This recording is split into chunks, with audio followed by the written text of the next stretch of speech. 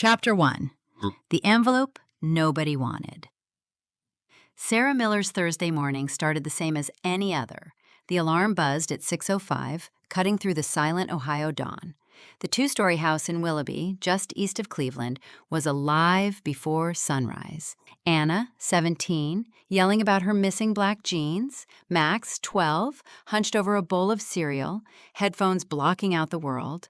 Tom, her husband, already dressed, coffee in one hand, cell phone glued to his ear, half listening, half managing something at work.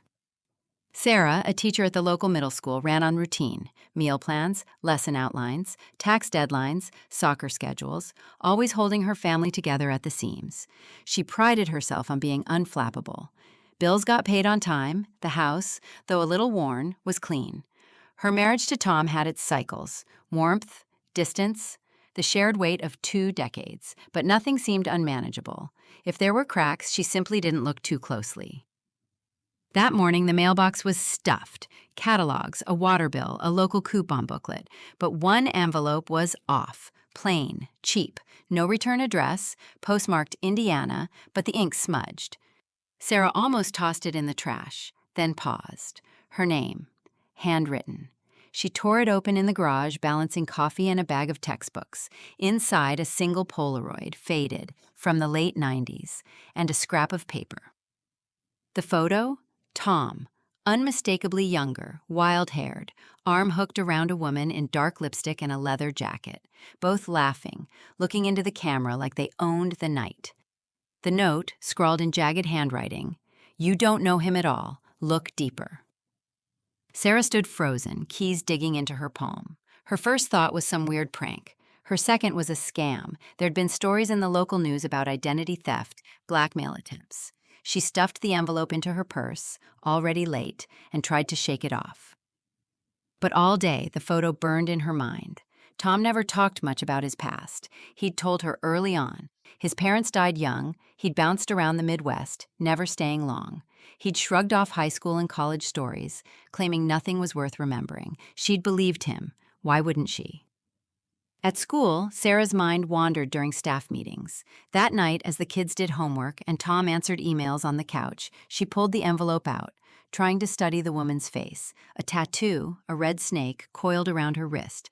Something about Tom's expression, the rawness, unsettled her. When she showed Tom the photo, his reaction wasn't confusion or laughter. He went rigid, face draining of color. "Where'd you get that?" "In the mail," Sarah said, feigning casualness. "From Indiana. Is that you?" He grabbed the photo, stared at it too long, then tried to toss it in the trash. "Someone's screwing with us," he muttered, voice tight. "Ignore it." But Sarah saw the tremor in his hands, the way he avoided her eyes. That night, he left for work drinks. Late, without his usual goodbye. She couldn't sleep. Every sound in the house felt amplified. Was she being paranoid? Or had she missed something for years? She remembered the way Tom sometimes flinched at police sirens, the vague stories about old friends, the family road trips he always managed to avoid. At midnight, after pacing for hours, Sarah went to Tom's closet, searching for anything, a clue, an answer. She found a battered shoebox pushed far back on the top shelf. Inside, old receipts, a broken wristwatch, and, beneath them, a cheap prepaid phone. The screen lit up. A string of recent messages, mostly one-sided. "Where's my money? You promised. You owe me, Tom. I can ruin you." A contact saved only as J. Sarah's heart hammered. She nearly dropped the phone when it buzzed in her hand. A new message right then from J. "You need to tell her, or I will." Sarah sat on the closet floor, shivering, the world tilting. She had no idea what her husband was hiding, but she knew this was only the beginning. Chapter 2. The Web Tightens. The following morning, the world outside was still wrapped in frost, the last gasps of an Ohio winter clinging to the grass. Sarah stared at her reflection in the bathroom mirror, searching for something familiar. There were dark circles under her eyes, a tightness around her mouth she didn't recognize. Her mind was a storm: the envelope, the strange woman, Tom's reaction, the phone, the message from Jay. It all pressed in on her, urgent and heavy. Downstairs, the rhythm of the house resumed as if nothing had changed. Tom greeted her with a hollow, distracted morning, already scrolling through emails. Anna and Max bickered over the bathroom. Sarah forced herself to move, to fill lunchboxes, check backpacks, pretend her world hadn't started to crack. At school, every interaction felt tinged with paranoia. She caught herself scanning faces in the hallway, wondering if anyone could sense her unease. The students' chatter, the faculty gossip, the buzz of normal life, it all seemed so distant. In her classroom between periods, she took out the phone again, scrolling through the messages. The tone grew angrier, more desperate with each exchange. "You're running out of time. She deserves the truth. I'll give you until Friday." Sarah's pulse raced. Friday was tomorrow. She thought about going to the police but dismissed it. What would she say? "My husband might be hiding something. I got a weird photo in a secret phone." She imagined the skepticism, the judgment. No, not yet. She considered telling her sister, Emily, but dismissed that too. Emily would panic, call their mother, and soon the entire family would be in her business picking sides. Instead, she called Laura, her friend from college, now a lawyer in Cleveland. Laura listened in silence, then replied with her characteristic bluntness. "Sarah, people have double lives more often than you think. Get facts before you confront him, quietly. You need to know what you're dealing with." It was practical advice, but it made Sarah's stomach turn. She realized how little she actually knew about Tom's past. They'd met at a wedding, both half-drunk and charmed by each other's cynicism. Tom was closed off, but she'd always seen it as mysterious, not alarming. She thought back to their early years, Tom's strange reluctance to visit his supposed hometown, the way he shrugged off questions about old friends. The pattern was there, she just hadn't wanted to see it. At lunch, she made a decision. She would hire a private investigator. Not because she wanted to believe the worst, but because she couldn't bear to guess any longer. A quick search led her to Ethan Parker, a man with a solid reputation, his Yelp reviews full of quiet gratitude from desperate spouses, lost parents, corporate clients. She called his office from the school parking lot, the steering wheel slick in her hands. Ethan's voice was gravelly, unhurried. "You want to come in, or should I meet you somewhere quiet?" Sarah hesitated, then arranged to meet him at a coffee shop near her school. The coffee shop was nearly empty. Ethan was waiting in a back booth, broad-shouldered, salt and pepper beard, faded Red Wings jacket. He looked her over without judgment, hands folded. "I'll need some details," he said, notepad ready. "Full name, date of birth, any addresses you have for Tom, and if you can, a photo of that envelope and the woman." Sarah handed over everything. She hesitated only briefly before giving him the phone and the Polaroid. Ethan flipped through the phone, nodding. "Classic burner. Messages are recent. Whoever Jay is, they know your schedule. See the timestamp? They texted right when you were likely home alone." His calm, methodical tone soothed Sarah's nerves. He asked about Tom's work, logistics for a medical supply company, frequent business trips across the Midwest. He took notes, asked follow-ups, always polite, never pressing for more than she could give. When they finished, Ethan promised an update within 48 hours. As Sarah left, she saw him texting quickly, already setting wheels in motion. That night, Sarah tried to act normal. Tom came home later than usual, citing traffic on I-90. He smelled faintly of beer and stale cologne. She watched him with new eyes, the way he avoided looking at her, how his phone never left his side, how he jumped when it buzzed at dinner. After the kids went to bed, Sarah lingered in the kitchen, replaying Laura's words, "Get facts." She was beginning to understand that there was a chasm between what she knew and what she wanted to believe. She scrolled through Tom's social media, finding almost nothing from before 2005, the year they met. Old friends, tagged photos, college reunions, nothing. Even his LinkedIn was thin, the earliest entry his current job.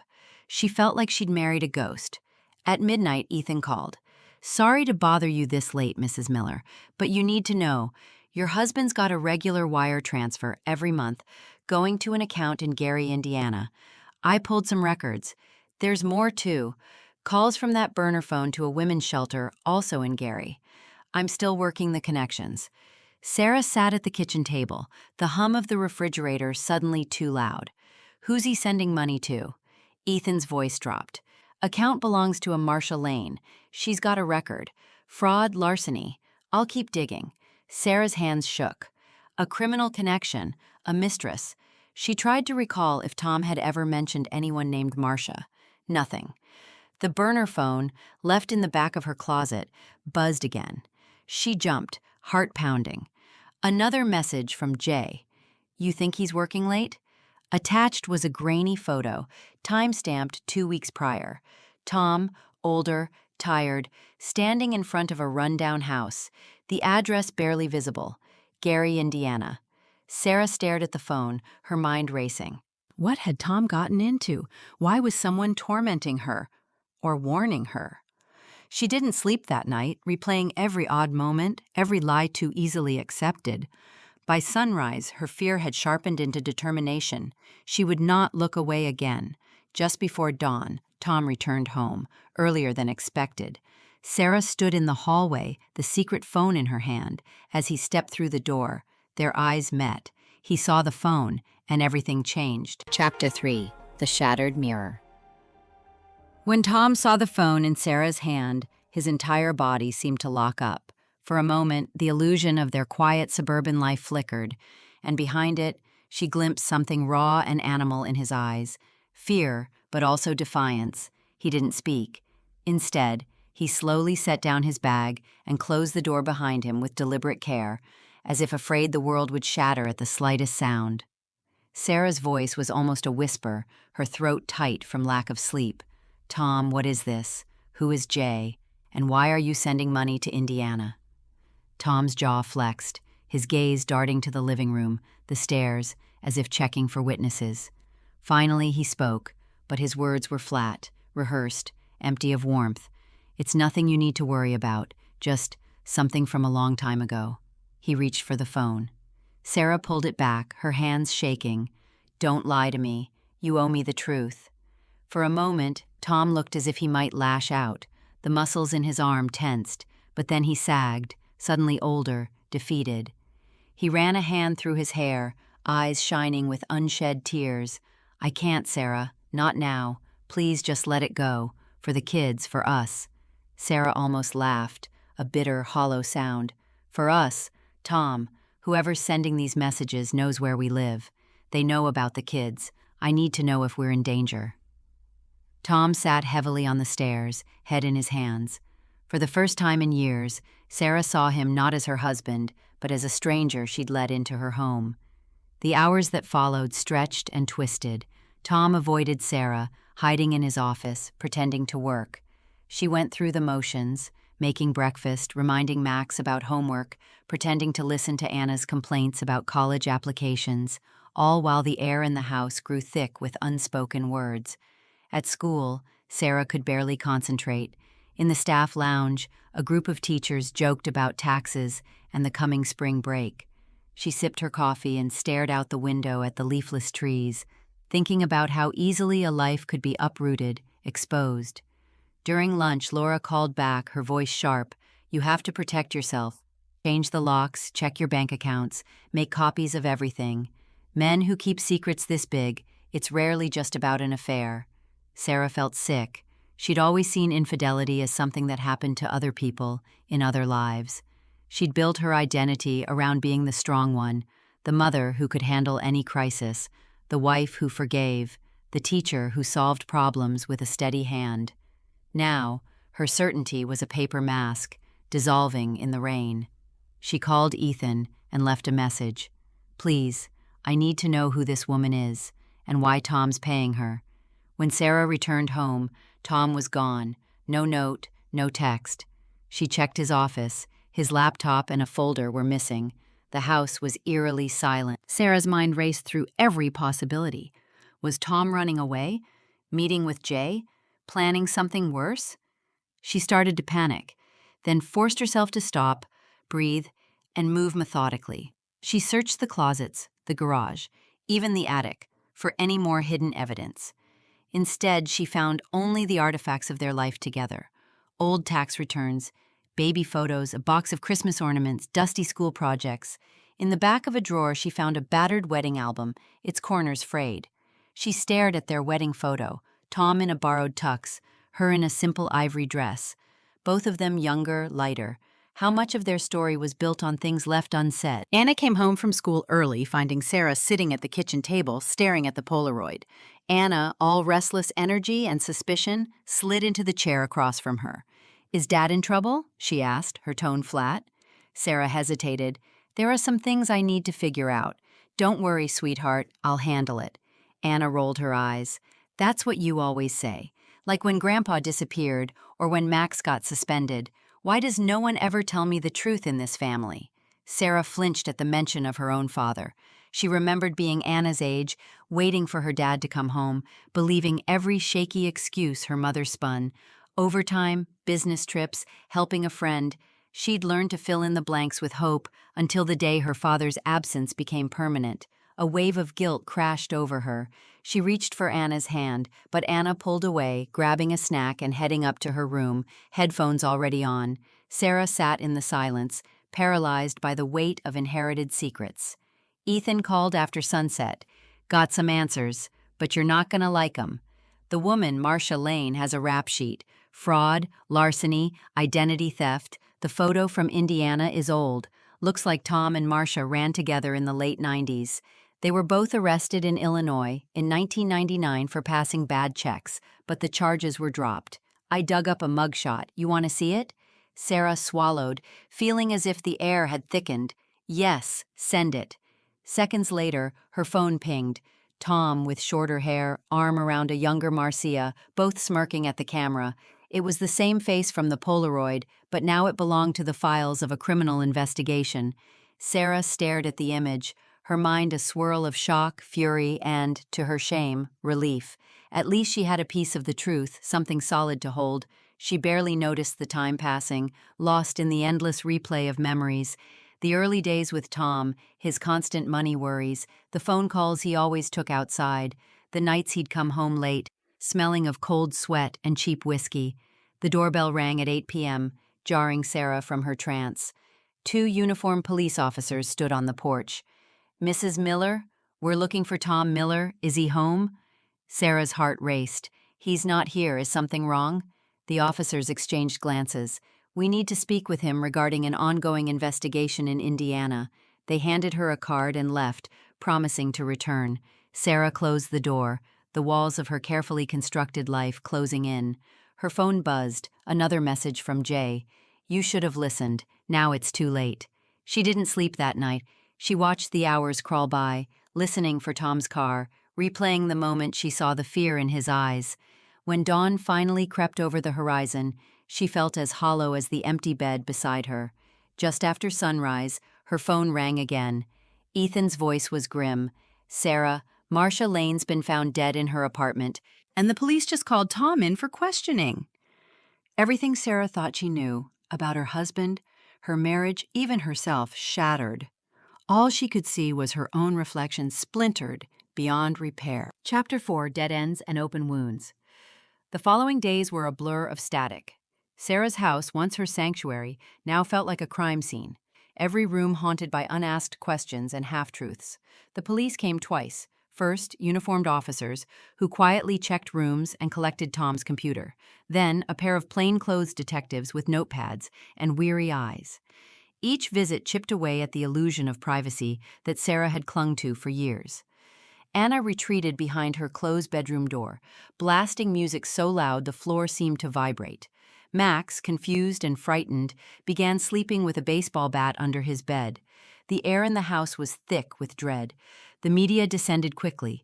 One morning, Sarah opened her phone to a news alert. Local man sought for questioning in Indiana homicide. There was Tom's graduation photo, smiling, clean-cut, surrounded by his parents, neither of whom Sarah had ever met. A grainy mugshot of Marcia Lane appeared beneath. The comments below the article were already a battlefield. Neighbors expressing shock, former co-workers speculating about Tom's weirdness, strangers declaring their theories about what really happened. Sarah couldn't leave the house without imagining the eyes of the world on her.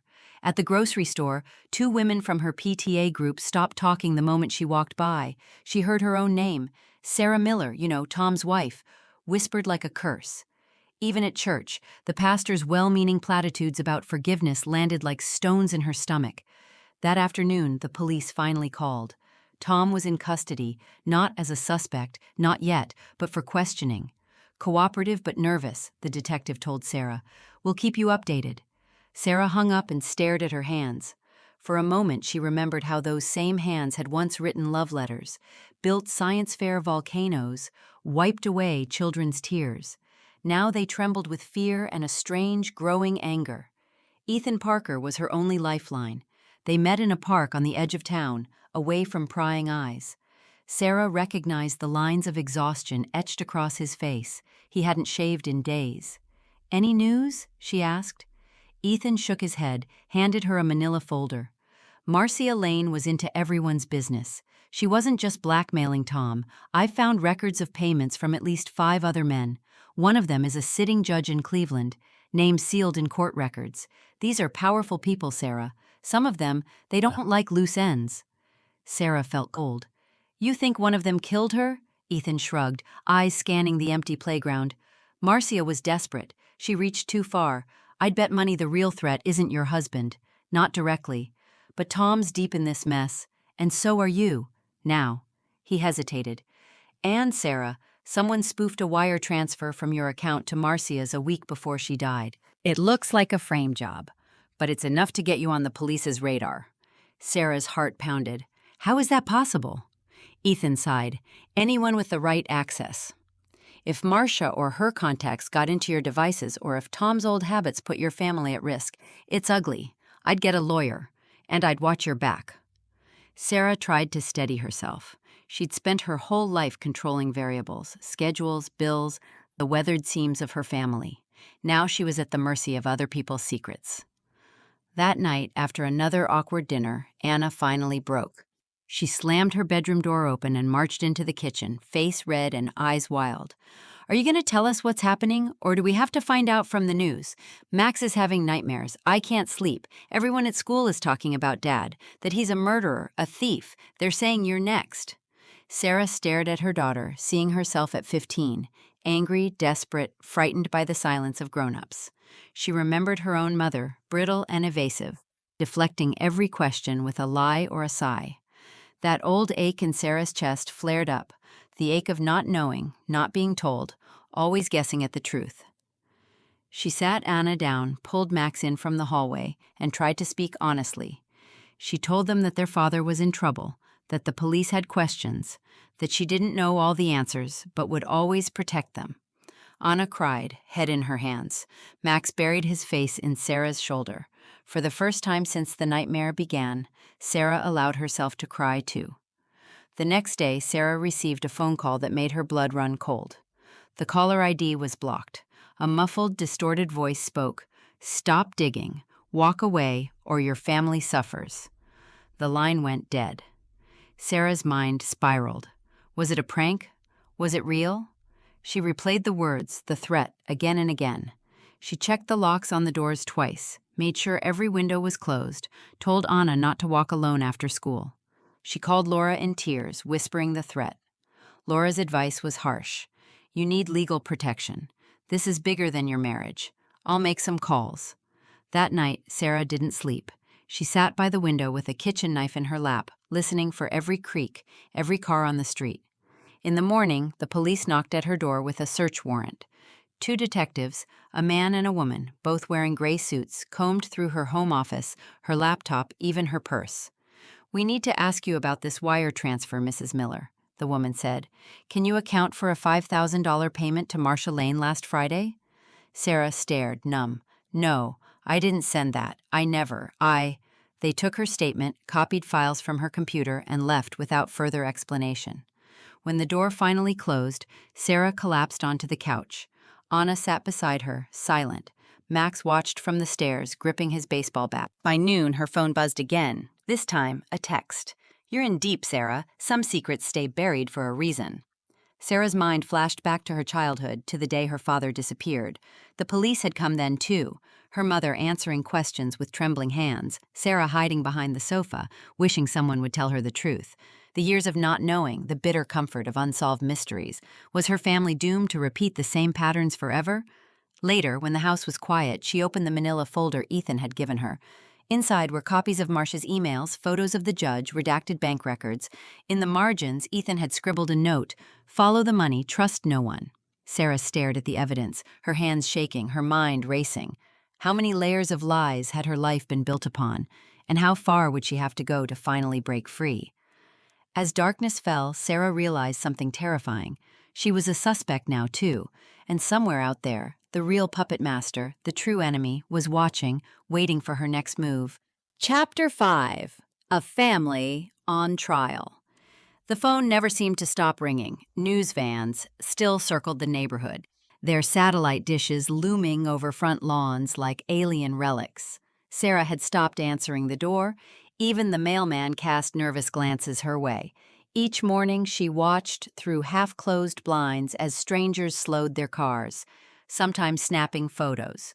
The Miller home, once known for Christmas lights and backyard barbecues, had become a landmark of scandal.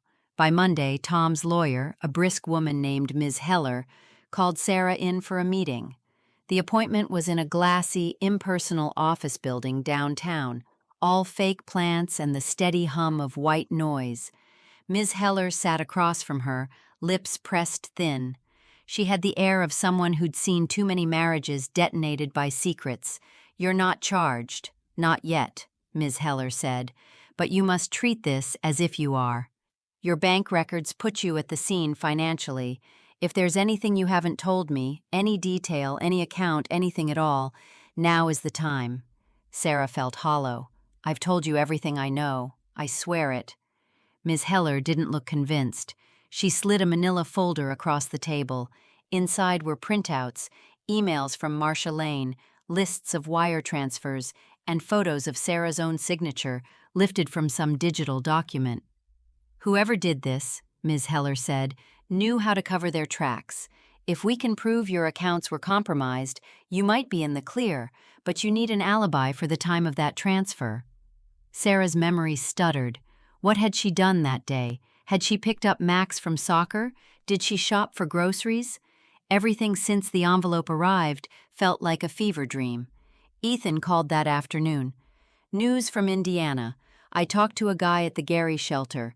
Marcia's last few weeks were a disaster. She called everyone for money, said she was scared, that they were coming for her. The judge I told you about, he's lawyering up hard, and police are suddenly not interested in him. I think someone higher up is pulling strings." Sarah's voice was flat. "Does this help Tom?" A pause. "Not directly, but the timeline is changing. Police have security footage from the day Marcia died. Your husband was in Cleveland, using his credit card at a gas station. He's not out of the woods, but someone else was with Marcia before she died. A man, not Tom. Cops are running facial recognition now." A flicker of hope, so faint it barely registered. Sarah tried to lose herself in routine, laundry, lesson plans, grocery lists, but each task felt pointless, artificial. Her job at the school was now under review. She'd been asked, with carefully measured concern, to take an unpaid leave of absence. Some parents, emboldened by headlines, sent emails about setting a better example. Her friends vanished, one by one, their silence as heavy as accusation. One night, Sarah found herself in the kitchen pouring a glass of wine, staring at a family photo from Disney World.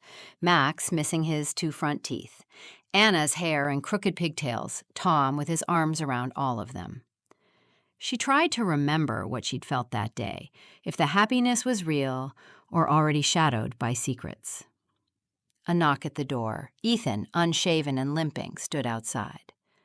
"I need to show you something." He spread out printouts on the kitchen table, email logs, bank statements, phone records. "Whoever framed you and Tom had access to everything, your emails, your work login, even your Amazon account. This is a professional job, not just blackmail. The only way to get in this deep is if someone inside your life helped." Sarah bristled. "You mean Tom?" Ethan shook his head. "No, if he wanted to destroy you, he wouldn't have covered his own tracks this badly. I think he's a pawn. So are you." He pointed at one transfer. "This account, see the routing number? It matches a cluster of accounts flagged by the FBI years ago. Money laundering, connected to identity theft in Indiana and Illinois. There's a name I keep seeing, Mark Miller." Sarah froze. Tom's brother? Ethan nodded. Supposedly died in 2007, but the FBI file says otherwise. He went off the grid. If he's alive, he'd know how to ruin someone's life without ever being seen. That night, Tom called from the police station. His voice sounded paper thin. "I'm sorry, Sarah. I should have told you everything years ago. When Anna was born, I left that world behind, or I tried. But Marcia found me. She threatened to tell you about my past, about Mark, about the scams, about all of it, unless I paid her off. I kept it from you because I was ashamed, and because I wanted to protect you." Sarah felt anger, pity, and something colder. Exhaustion. "Did you kill her?" she whispered. "No, God, no, but I was there, a week before she died. I begged her to leave us alone. I told her I'd go to the police if she kept it up. I guess someone else got there first." Silence. For a moment, Sarah wanted to believe him. The next day, Sarah received a subpoena. She was now officially a person of interest. She spent hours at the police station answering questions about her marriage, her finances, her digital footprint. The detectives were methodical but not unkind. They asked about her relationships, her passwords, even her children's social media habits. She was fingerprinted, photographed, and released without charges, but with the warning not to leave town. Back home, Anna confronted her in the hallway. "I don't care about the past," she said, eyes blazing. "I just want to know if we're safe. If you can't tell me that, what's the point?" Sarah hugged her daughter, wishing she could promise what she no longer believed herself. That evening, Ethan's car was found in a deserted parking lot, windows smashed, files scattered. His laptop, containing weeks of research, was gone. On the dashboard, written in dust, 4 words: "Some secrets die twice." Sarah stared at the message, a chill crawling up her spine. She was alone again, a suspect, a pariah, a woman whose life had been stolen from her piece by piece. And somewhere, in the darkness between the headlines and the whispers, the truth waited, still out of reach. Chapter 6. Unmasking the Enemy. Sarah's world narrowed to a handful of routines. She woke before dawn, restless, her sleep broken by nightmares in which she was running, always one step behind a faceless pursuer.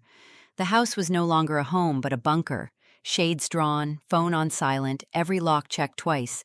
Even the scent of laundry detergent or the rhythm of Max's footsteps on the stairs felt different now, as if all the molecules in her world had been rearranged. Days blurred together. Legal meetings, phone calls, Ethan's texts from burner numbers that changed weekly. Anna barely spoke, moving through the house like a ghost, her headphones always on. Max spent more and more time at a neighbor's house, sensing that whatever was happening at home was too big and too ugly for him to touch. Tom called daily from his temporary bail address, a rented room in the basement of a friend's cousin's house, halfway across the city. He sounded smaller each time, his voice worn thin by endless interrogations and the knowledge that he'd failed everyone he loved. Still, he insisted he hadn't killed Marcia. "I'm trying to fix this," he told Sarah one evening, his voice rough with tears. "I know you don't believe me, but I have to try. For you, for the kids." Sarah listened, numb. She wanted to believe him, wanted to believe that the man she'd built a life with was not capable of the worst. But she'd lost her faith in simple answers. Truth, she'd learned, was always complicated. Ethan was her last remaining ally. The attack on his car had forced him even further underground. He now used payphones and encrypted email, trusting almost no one. One gray afternoon, he sent Sarah a single line: "Meet me at the old library, 6 p.m., alone." Sarah arrived early, heart pounding. The library, long since shuttered and overtaken by graffiti, was a monument to forgotten knowledge. Ethan waited in the shadows, hat pulled low. He got right to the point. "I've been tracing Mark Miller's digital footprint. He's alive, Sarah. I'm 90% sure. And he's operating under the name Michael Lane, Marcia's last known boyfriend. They were partners, maybe more. When she got scared, she reached out to your husband and the others for money. But Michael, didn't want her talking. She became a liability." Sarah's mind reeled. So Marcia was blackmailing Tom, but Mark was behind everything? Ethan nodded. "He's the one who framed you. He had access, Through Marcia, through Tom's old contacts, even through social engineering your kid's social media. That fake transfer? Digital fingerprints match Mark's past scams. The police are slow because they're chasing the wrong Miller. Sarah's hands shook. Can you prove it? I'm working on it, Ethan said. But Mark covers his tracks. He has help, probably someone local, maybe even someone in your neighborhood or Tom's company. You can't trust anyone, not police, not lawyers. Keep your circle small. And Sarah, you need to prepare for things to get worse before they get better. That night, Sarah tried to piece together the fractured puzzle of her marriage. She sat alone in the dim kitchen, looking at old birthday cards from Tom, scribbled with inside jokes and declarations of love. It all felt so far away, like artifacts from another life. She thought of Anna, her anger and fear, of Max, who clung to her tighter every night. She remembered the hope she'd felt when they bought the house, the certainty that this place would shelter them from the chaos of the world. A car passed slowly down the street. Sarah's phone buzzed, a message from an unknown number. One more step and you all disappear. The fear was different now, less icy, more like a hot wire running through her spine. Someone was still watching, still controlling the board. Sarah locked every door and window, then curled up in Anna's room, holding her daughter while she pretended to sleep. Anna's breathing was uneven, tears leaking from behind closed eyelids. The next morning, Sarah found an envelope taped to the front door. Inside was a single photograph, her family, eating dinner, seen through the dining room window. Someone had been outside, watching them. Sarah ran to the police station, adrenaline fueling her anger. She demanded protection, insisted that Mark Miller, not Tom, was the real threat. But the detectives shook their heads, sympathy in their eyes, hands tied by procedure. We're doing everything we can, Mrs. Miller, but without hard evidence. She left, defeated, heart pounding. On her way home, she stopped by the pharmacy, then the grocery store, feeling exposed under every fluorescent light. She caught a glimpse of herself in the window, haggard, eyes darting, a stranger wearing her face. When she returned, Anna was gone. A note on her pillow. I need space. Don't look for me. I love you. Sarah panicked, calling everyone she could think of, friends, Anna's classmates, even Tom. No one knew where Anna was. The hours crawled by. Max cried in her lap, begging her to bring his sister home. Finally, close to midnight, Anna called. Her voice was shaky, but alive. I'm safe. I just needed to get away. I'm at Rachel's. Please stop worrying. I couldn't breathe in that house. Sarah wept with relief, making Anna promise to come home in the morning. That night, Sarah dreamed of running through a labyrinth, every turn leading her back to the same locked door. On the other side, Mark's laughter echoed, mingled with the ringing of the phone and Anna's cries for help. She woke before sunrise, resolve hardening in her chest. She would not let her family be hunted anymore. She would not let fear dictate every choice. With Ethan's guidance, Sarah began gathering everything, printouts, files, backup drives. She started documenting every message, every threat, every strange car that passed the house. She changed passwords, bought a new phone, set up cameras outside the windows. Every move became evidence. Every day, a battle. When Anna returned the next day, Sarah hugged her so tight, Anna complained she couldn't breathe. But Anna hugged her back just as fiercely. As the week drew to a close, Ethan called. His voice was urgent. I got something. Mark's going to try to leave the state. He's meeting someone tonight at a motel outside Gary. I can get you proof. Maybe enough to clear Tom. Maybe enough to stop this. Sarah didn't hesitate. She packed her things, told Max to stay with the neighbors, left a note for Anna. As she drove through the night, the Ohio landscape unspooled around her. Cornfields, empty gas stations, the orange haze of distant factories. Every mile was a goodbye to the woman she used to be. When she reached the motel, Ethan was waiting in the parking lot, face drawn but determined. We do this together, he said. No more secrets, no more running. Sarah nodded, feeling a flicker of hope for the first time in weeks. Somewhere inside, Mark Miller, the ghost in her family's story, was waiting, and this time Sarah would face him. Chapter 7, The Final Gambit. The rain began just after sundown, thin needles spattering the windshield as Sarah followed Ethan's car down the interstate. The air was thick with humidity and nerves. As they crossed the Indiana border, Sarah watched the world blur outside. Truck stops glowing in the dark, abandoned barns dissolving in headlights. She felt a strange peace in the monotony of the highway, as if the journey itself was a kind of penance for all the years she'd spent turning away from the truth. The motel was older than she'd expected, low-slung, neon buzzing, the vacancy sign flickering between life and death. It clung to the edge of a trucker's rest stop, surrounded by sagging chain-link fence and dying grass. Ethan parked on the far end, motioned for her to wait. "Stay in the car," he said, pressing a burner phone into her hand. "If anything goes wrong, call this number. Do not get out unless I say so." Sarah watched as Ethan disappeared into the neon shadows, his shoulders hunched against the rain. The minutes stretched. She saw a pair of headlights swing into the parking lot. A silver Ford sedan, Indiana plates. 2 figures inside. Sarah's mouth went dry. Ethan reappeared, waving her forward. Heart thudding, she stepped out and hurried across the wet asphalt, clutching her jacket tight. Inside the office, the air was sour with coffee and mildew. Behind the counter, a nervous clerk stared at the TV, oblivious to what was unfolding a few doors down. Ethan led Sarah to room 8, pausing before he knocked. "You ready for this?" he whispered. Sarah nodded, more certain than she felt. Ethan knocked. A voice, low, male, oddly familiar, called, "Come in." They entered. The room was lit by a single yellow lamp, its shade crooked. Mark Miller, older, heavier, but unmistakable, sat on the bed, cigarette in one hand, eyes narrowed. Next to him, a thin woman in a hoodie scrolled her phone, not bothering to look up. Sarah's first thought was how ordinary he seemed. Not a monster, just a tired man in a cheap motel hiding from the world. Mark's lips curled. "So, this is the famous Mrs. Miller. You don't look like much trouble." Sarah ignored the jab. "Why? Why all this?" He laughed, a dry rasp. "Why? Because I could, because Tom owes me his life, because Marcia got greedy, and you, all of you, kept pretending the past didn't matter." Ethan kept his phone in his hand, recording. "You framed your own brother. You ruined an entire family. For what? Money?" Mark shook his head, almost pitying. "Not just money. Survival. You think people like me get second chances?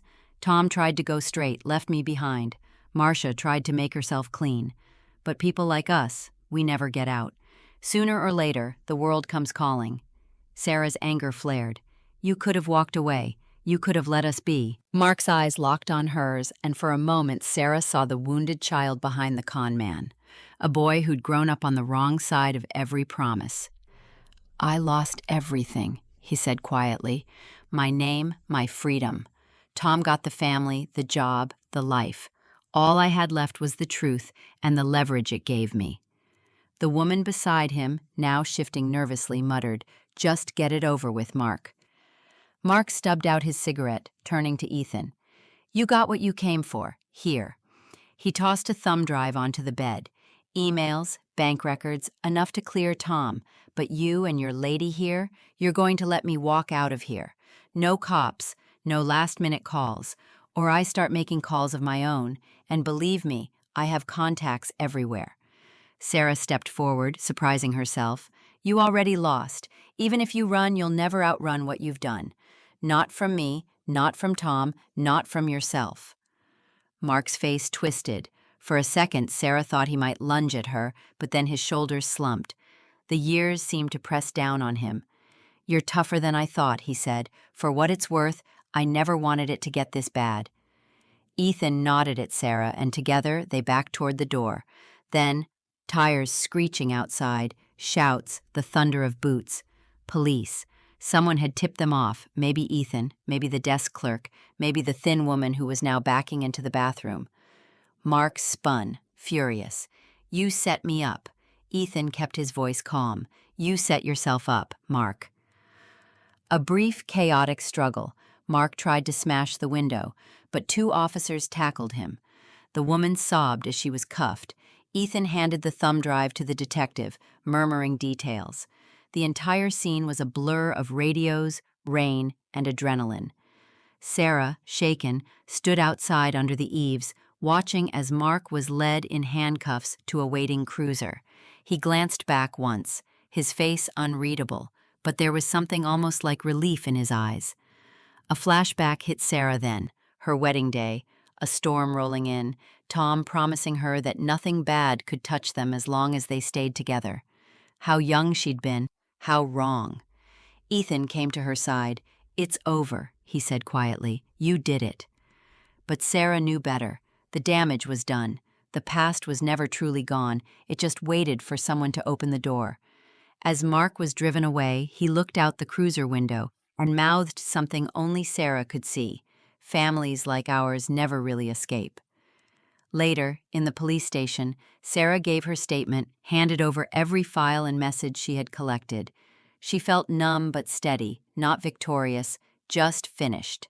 Ethan, too, looked older, the weight of so many secrets etched into the lines of his face. Before she left, a detective pressed her hand and said, "Most people would have broken. You held your family together."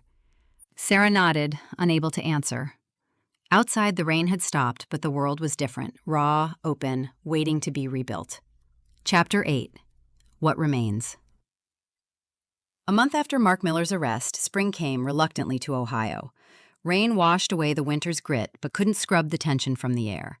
Sarah's house, once the center of a quiet suburban life, now felt like a museum of trauma. The rooms were tidier, almost sterile.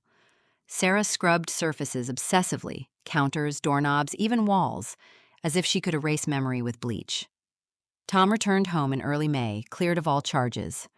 The police and prosecutors, finally piecing together Mark's operation with Ethan's evidence, apologized for their suspicion. But the relief felt thin, brittle. The town didn't forget. At the grocery store, people still whispered. Anna's teachers looked at her with a new, cautious distance.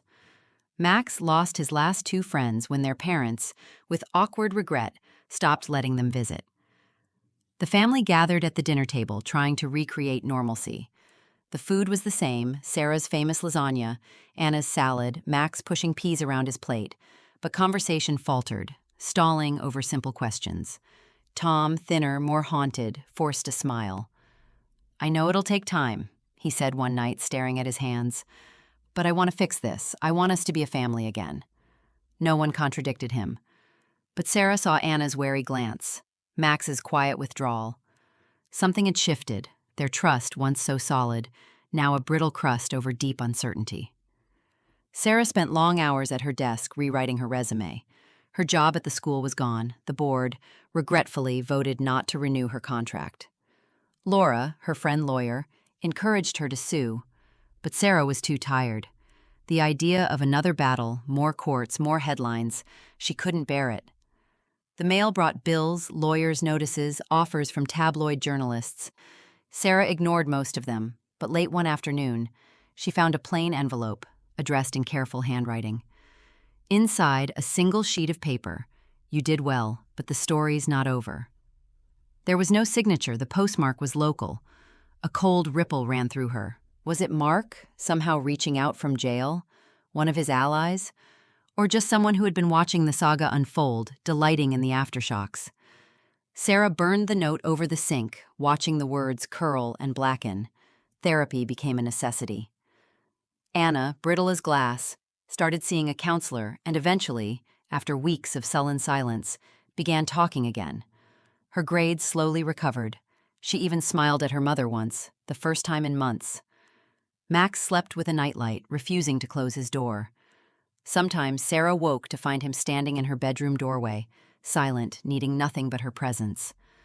Tom, for his part, offered to move out, but Sarah shook her head. "We started this together, we finish it together," she said. She didn't know if she meant the marriage or just the process of healing. Ethan stopped by, limping from injuries that would never fully heal. He brought paperwork, court updates, and sometimes a bag of bagels. Once, he handed Sarah a copy of his notes. "Keep this," he said. "You never know when the past wants to come knocking again." She thanked him, and for the first time, saw not just the detective, but a man weathered by other people's secrets, and his own. Sarah began volunteering at a local women's shelter. The first time she spoke, her voice shook. She told the group, "I lost everything I thought I knew about my family, but I'm still here." Women listened, some crying, some with eyes hard and dry.